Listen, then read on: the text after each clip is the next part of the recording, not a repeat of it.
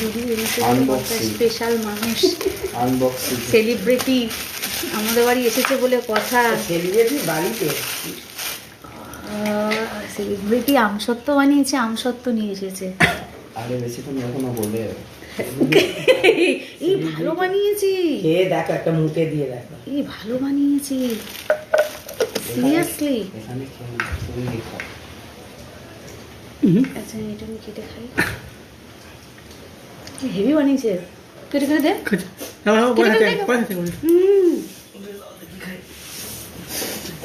তুই আসিস নি কেন? ও খালি গাড়ি নেই, ঠিক আছে।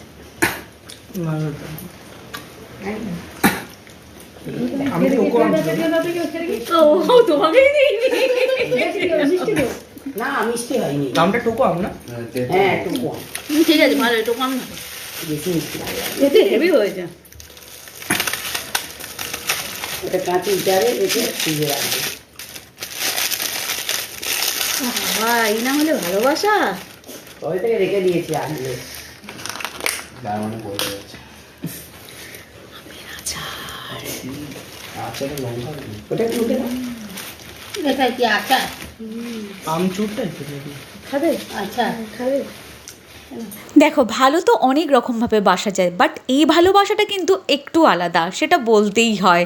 এখানে দিদিভাই নিজের হাতে আচার বানিয়ে আমার জন্য নিয়ে এসেছে, আমসত্ত্ব বানিয়ে নিয়ে এসেছে, তার সঙ্গে ছোটোবাবুর জন্যও কিছু গিফটস নিয়ে এসেছে।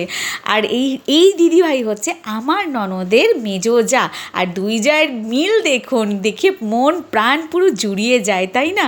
বেশ আনন্দের সঙ্গেই শুরু হয়েছিল সমস্ত কিছু, বাট আনন্দটা বেশিক্ষণের জন্য ছিল না, নিরানন্দে পরিণত হয়ে গেছিলো। কারণ হচ্ছে কারেন্ট ছিল না। দিদিভাই আর আমি ওপরে উঠে বৃষ্টির মধ্যে কয়েকটা রিলস বানিয়েছিলাম, ভীষণ মজা করেছিলাম। তারপরে যখন নিচে এলাম তখনও কারেন্টটা আসেনি। দিদিভাইয়ের আজকের খুব থাকার ইচ্ছে ছিল আমাদের বাড়িতে, একটা দিন স্টে করে পরের দিন বাড়ি যাবে, যেহেতু আসতেও অনেকটা বেলা হয়েছিল, তো সেই কারণে দিদিভাই চলে গেলেন শুধু ছেলের কথা ভেবে, কারেন্ট নেই তো সেই জন্য। যাই হোক, আমাদের একটু অপমান করে চলে গেলেন। আমাদের এখানে কারেন্ট থাকে না, আর কি করবো বলো তো, আমরাও খুব দুঃখী।